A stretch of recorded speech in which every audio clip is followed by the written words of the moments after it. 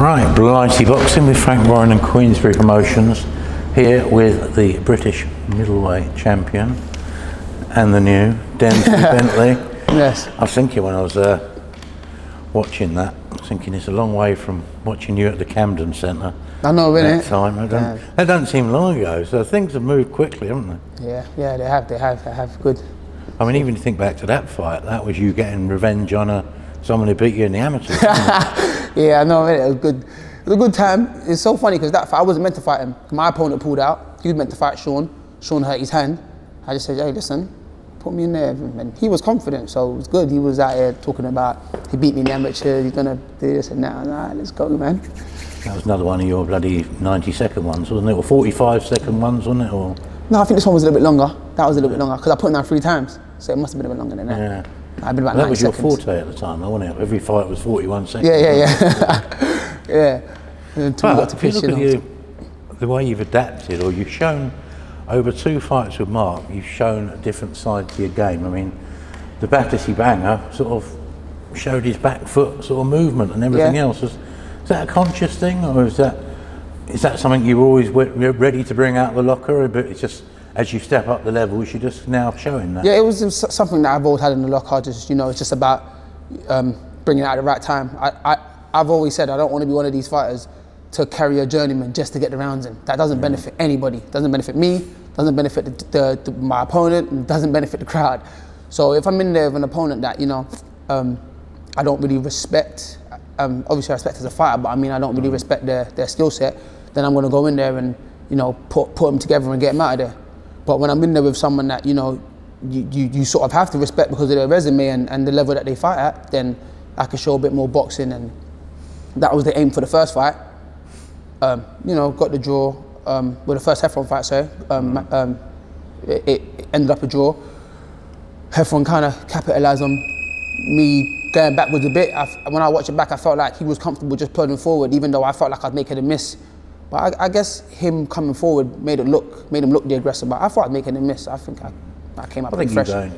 You kept going for the corners, probably didn't that messed me up as well. Yeah, that messed me up as well. And I knew that, and I was consciously working on that. But I didn't want to keep saying that because I didn't want them to, you know, start switching their game plans or start saying, oh, he's working on this now. I wanted them to feel like I haven't noticed it, even though everyone kept blabbing it at me. But I was working on that. Like I was sparring heavier boys, making sure if they get me in the corner, I get out. So.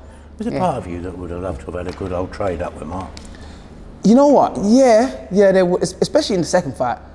But Ray just kept screaming in the corner, be smart, because I knew I could hurt him. And in the first fight, I hurt him a few times. I hurt him to the body, I hurt him to the head, and I knew that. But I just didn't capitalise with it, or my rhythm wasn't there to you know, pounce on him. Like I just don't feel like, you know, I was a bit too bouncy. I wasn't planted, so I couldn't really get the right shots off when I felt like I hurt him. In the second fight, I did. You did look more, I don't know, focused is probably the wrong word, but I don't know, you looked more trained and at it. Even before the second fight, you looked a bit more venomous. Is that fair to say? Yeah. I knew I had to go in there and hurt him properly this time. I thought in the first fight, I know I hurt him with a few shots, but I didn't get to capitalise with it. So I thought this time I'm just going to hold my feet a lot more and make sure that, you know, when I do hurt him, I really turn up the gas, because in the first fight I didn't get to do that. So I was just more, you know, focused on that. And I felt a lot more comfortable as well. You know, I was just letting my hands go and I was just doing what I felt like I could do. The eye wasn't a shame for you. The eye was a shame for the fans, because, you know, there would have been probably a couple of twists. Well, a shame for his fans. My fans were happy with that. Yeah. You know, there would have been a couple of twists and turns probably over the course of 12 rounds potentially. Yeah. But, you know, you can't carry on with an eye injury like that, and it was inflicted by a punch. So, yeah, exactly. Yeah. You know, so no one can argue. What was the, I mean, the feeling inside when getting that first major title? It was good, man. It was good. Like I've said before, like, I didn't win anything as an amateur. I had my first title in boxing, not just as a pro in boxing. The furthest I got was like the national semis or something like that. So like that's my first real major title in boxing. So for it to be the British title, it just felt like, oh, I'm finally a champion. And I just kept saying that, like, I'm a champ now, I'm a champion now. So it felt good. I was happy about it, and I just know there's more to come. Ticked all the boxes, hasn't it? Because obviously it's a great belt that everybody loves. Yeah. It's a prestigious title, but also you beat a proper opponent. There was no gimmies. It was a fight, but people were going one way or the other. So it wasn't like you were a massive odds-on favourite or anything. Yeah, so I think it kind more of people were ticks going. all those boxes, doesn't I it? think more people were going the other way. Like even after the first fight, they kept saying, "Oh, Mark's gonna capitalise off me, you know, getting tired or falling asleep in the rounds and knock me out this time." The first fight, he was knocking me out anyway. So even when like I see polls on like Twitter and Instagram, because I do see them, I'm tagged in them, I do see them. I'm not gonna act like, oh, I don't look at that stuff. I do look at it, I just don't let it get to me. But I was seeing it, like he was big on the social platforms. Everyone thought he was gonna win. Only a handful of people thought I was gonna win. So I proved all the people that thought I was gonna win right. Everyone I proved wrong, I couldn't really care less about.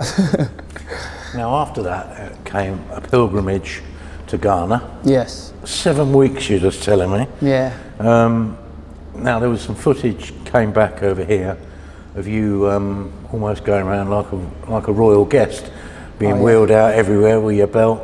Yeah. Tell us a little bit about some of the places and people you got to meet. I went to meet the king of the Ashanti Kingdom. So that's the Ashanti Kingdom's a tribe in Kumasi. So I went to go see him and present my belt to him.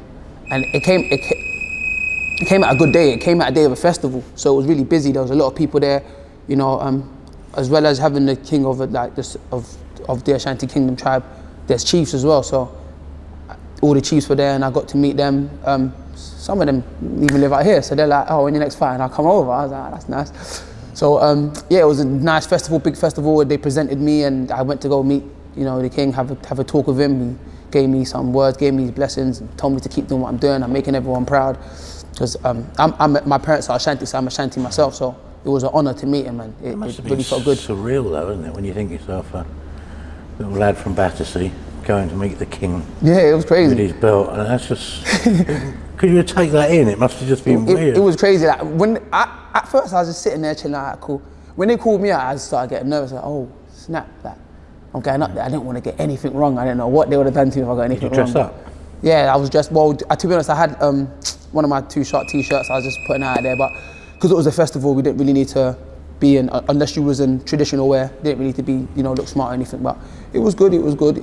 He said he was proud of me and all these things. So it was good to meet him. Before you met him, were you given like protocols of what to do and how to address him and whether you bow or whatever? You know, like yeah, if you were going to meet the royals here, they'd tell you exactly what's expected and what to do, wouldn't they? I was, but like it was just brief. Everyone's like, "Ah, we're going now. Look, and it's like, wait, slow down, like. But because we were going, we didn't really want to be late and be disrespectful, so we just had to get there. Then as I got there, on the way there, there's people saying, "Oh, all right, take off your shoes, or all right, make sure you know that when you get to him, and just show him what to do along the way." Because I like I said, I didn't want to get anything wrong and, you know, like come across as disrespectful to, you know, someone of that kind of stature. So, yeah.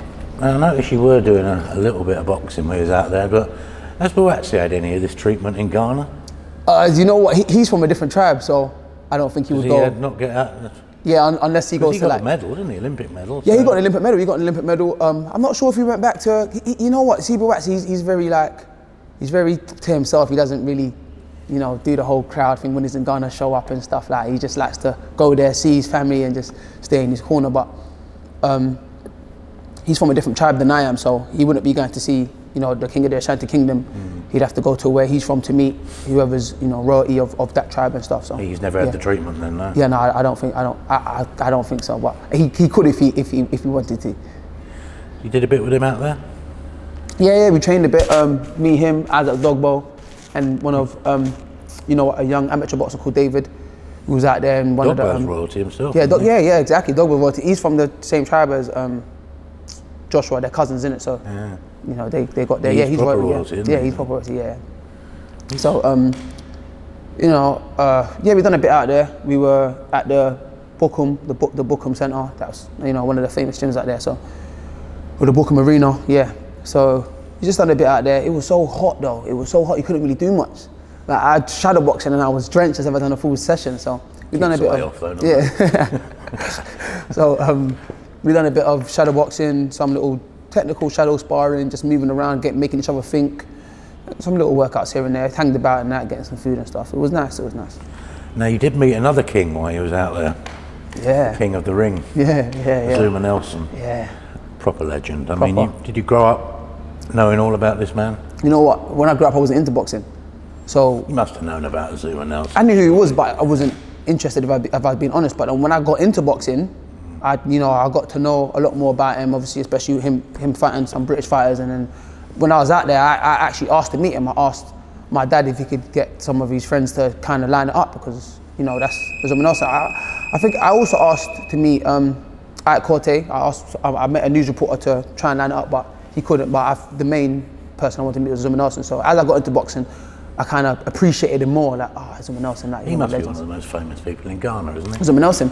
Oh, 100%. Yeah. I said to you earlier, 25 world title fights. Yeah, that's crazy. You just imagine that. That is crazy.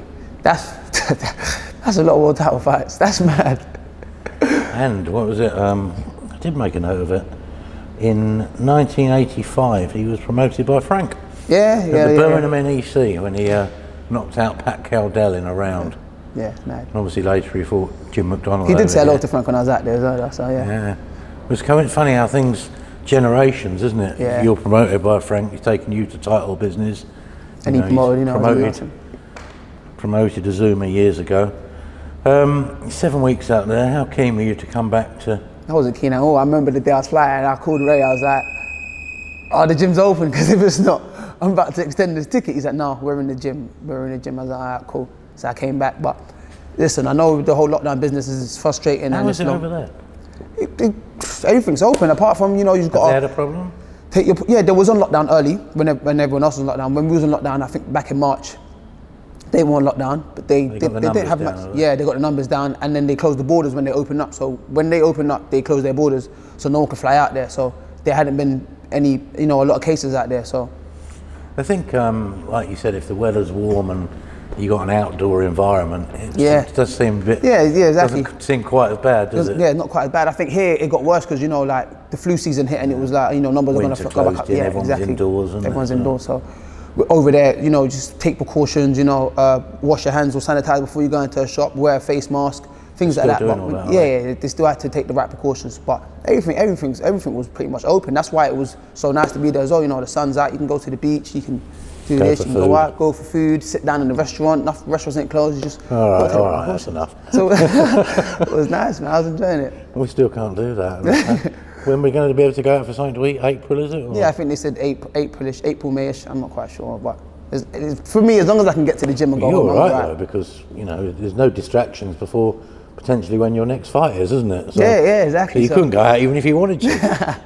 Exactly, but at least now I ain't got to let people down, friends' birthdays and stuff. It's like, listen, nothing's going on anyway, so I'm staying in my house, but it's like I don't really like letting down, friends and family for like things they're doing, because they support me every time, so, yeah. Now, the next big development was a purse bid for a mandatory defence of your British title. Are you proud your promoter went all out and got it for you? Yeah, 100%. I've been saying that. I was like, big shout out and big thank you to Frank and the team for winning that purse bid. It makes me feel like they believe in me a bit more, like they're willing to put the work in for me. Like I'm not saying they wasn't, but that just kind of made me feel like that. Like, yeah, these guys are willing to go out their way for me. So I'm happy they won it, and hopefully we can get it on. Well, it doesn't see. I mean, there was I think whenever there's a Queensbury Matchroom sort of purse bid or match made on the board circular, I think all the skeptics go, it won't happen. Well, it all gets quite negative, doesn't it? Yeah. And there was, seemingly last week, there was rumours swept Twitter, but it wasn't happening. But then in the fair play the next day, Figueroa's Cash came out publicly and said, yes, it is happening. So that must have been a relief for you. Yeah, it is. But for me, it just got to a point where it's like everyone's talking. My team have told me it's on. Of course, we don't really know until everything's finalised, but, pardon me, regardless of if he takes it or not, I'm fighting in April, so I'm getting ready for April. If he fights it, good, it'd be a great fight, put something on for the fans, and it helps catapult me to the next stage of my career, like getting a win over him. But if he wasn't going to take it, I was still going to fight anyway, so it's not like I got to wait until he's ready to fight. So I was just like, ignore all the rumours and whatever happens. Well, it's the thing, you can either have a banging fight with you, or you take on a 41-year-old Italian where you're expected to win. Okay, it's a nice title, but you're not going to get any credit for it, are you? Yeah, you're not. I think he seems to know that, doesn't he? I think he knows that. Yeah, I think he won't get as much credit for it as he would, fighting me. But me and him fight, the winner can go for that next, and it makes it make more sense. Do you know what I'm trying to say? Rather than going for the European and coming back down and all of that extra stuff. But Listen, it is what it is anyway. What do you make of him as a fighter? Felix, I think he can fight. I think he's a good fighter. Strong, isn't he? Well, he seems strong. I don't know, I've sparred him for a long time, but he fights like he's strong, yeah. But I think he's a decent fighter. You don't get to the GB squad without being a decent fighter. You know, he's done quite a bit as an amateur. In the professional game, he's doing well. So I can't say he's not a good fighter. I think he's a good fighter. I won't go into it because you have mentioned it before, but you had a little Spar Wars thing going on a few years ago. He's now commented on it. I see that. You know, so I mean, who's telling the truth here? What happened? Come on. Listen, let's be honest. You really think for a round I was holding on for dear life for one round, and then he got angry and then dashed me about because I was holding on? Come on, let's be realistic. I'm just gonna leave it there. But at the end of the day, we've done 4 rounds. It was a decent sparring talk. It was messy. I'll be honest with you, it was very messy. But up until that point, you know, it was all right. But it's one of those things where I've seen him after that. It was cool, but I've always wanted to fight him since then. Do you know what I'm trying to say? So obviously at the time I'd only had 2 fights. I couldn't just be like, I want Felix Cash. You know what I'm saying? He was a bit deeper into his career than me. But now we're here. I think I've made good progress getting to the British first. And it's all a nice bit of seasoning, isn't it? To sprinkle. Yeah, it's all nice, man. There's on top of the fight. Yeah, it's nothing personal. You know what I'm saying? There's just a bit of a story behind it. Gives it more reason for us to fight, and a bit more meaning behind the fight, and it's good, man. Like, ready to just fuck and roll, man. It's going to be a bit of a build up to it, isn't it? Because I think people are looking forward to it. You know? Yeah, a lot of people are looking forward to it. People love the fight. Yeah, people like the fight. I think my last performance has made the fight more interesting. People love the Heffron fight, and people like this fight. Yeah, 100%. I think I'm making the division interesting. I don't think these guys will fight each other. I think it's me just fighting all of them. Come like the domestic Canelo. Yeah, I mean, you're not trying to find routes and paths away to go in different directions, are you? And I think sometimes the most direct route is the British title. Win that and say, come and get it off me. Yeah, exactly. You all say you want the British title, so yeah, exactly. Yeah. But it's funny because when Williams had it, no one was calling for it. No. Now I've got it. Everyone's like, easy fight, but we'll see when we get there. You know what I'm saying? I've worked my arse off to get to this position. I'm not just about to just let anything go. If you're better than me, then cool, you're better than me. But I'm not just about to just let something go. I'm gonna make sure, you know, I'm in every fight I'm in there to win, and I'm gonna fight my hardest. So. Is what it is. Well, you can't take that belt to Ghana and then the next time you go say, where's the belt? Exactly. Give it back. I gave it some next geezer. Yeah, he's got it. Yeah, give it back. No chance. Yeah. You got to keep that for good now, haven't you? Yeah, but I think, you know, the route I've taken has got me in the world ranking. So, you know, I'm ranked number 10 with the WBO. You know, I'm like 23rd with WBC. So, you know, the route I'm taking is a good route. All the guys I fought ain't been ranked. You know, not a lot of people domestically are ranked apart from the top 2 and Eubank and Williams. So, yeah. Williams, Andrade. Tell me, what's your considered professional opinion on that? Good fight, good fight. I'll be honest with you, originally... It might not be a good fight, because Andrade can fiddle him around, can't he? He can do, but I think Williams is just going to, you know, try. He's going to try. Yeah, I think he's really going to try. It's a world title. You're not just going to... be able to bulldoze through him? I don't think we had to bulldoze through him, but originally I thought he pardon? Got good feet, Liam, hasn't he? Yeah, he has got good feet. He has got good feet. That's the thing. He can have a fight and he can box, but you know, Andrade being a taller man, longer reach, he might try to keep it long, but I think Williams would, you know, try to get under him and be a little bit more forceful. But originally I thought he's going to get pinged, but as I look at it more and more, I'm like, he probably won't, because who's Andrade's best win? Well, exactly. You know what I'm trying to say? Who's his best win? And he hasn't fought anyone far off the level that Williams has fought. The Atlantis Fox. You know what I'm trying to say? Anyone that Andrade has beat, I think Williams beats too. So that makes it more interesting to me. Like, all right, cool. You both have a record of fighters that you'd both. The only fight you could say is probably Liam Smith, but I think he's come on since then. Oh yeah. So, but even though say Andrade's long, Liam's footwork, his distances. You can't fault them, can you? Yeah, no, yeah, it's true. It's true. He has got something in his game that's really come on, hasn't it? Yeah, 100%. I think being with Ingle has helped that. I think he's probably always had it, but hasn't been able to nurture it. I think with Ingles, he's probably been able to nurture it a bit more. But so you're backing Liam now? I'm backing him, so when he gets back, and can have a shot at the world title. Are you tipping him? I'm tipping him, yeah. So just so when he gets back, and can have a shot at the world title. You know what I'm saying? Nothing wrong with that. No, I'm playing. No, he's a good fighter though, but I think it'll be a good fight. I still think Andrade wins, but I don't think it's as far off as I thought it was the first time. Do you know what I'm trying to say? That.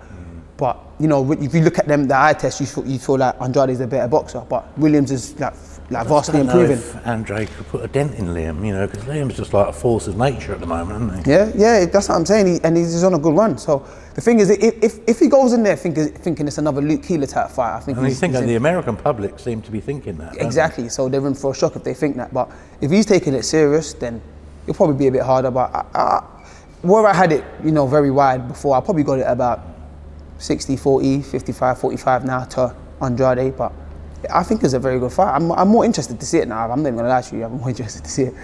It'd be great to bring a world middleweight title back. Yeah. Talking of middleweights, on Saturday, a new Queensberry edition fought Nathan Heaney, and it seemed to attract a lot of comment from other British middleweights on social media. Yeah.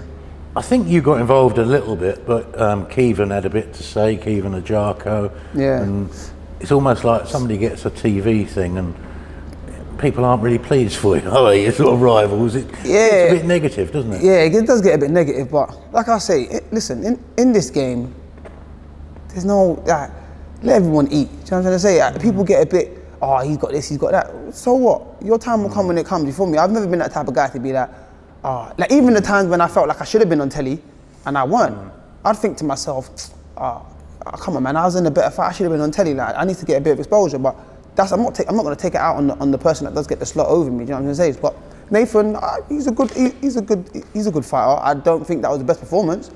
But, yeah, but if you think about it, I know you weren't being particularly negative or anything, but when you had your first post-COVID fight against Mick Hall, you weren't all that. You know, that first fight back, it took you. You know, you'd come back a bit overweight. You weren't really at it. You weren't happy with your performance.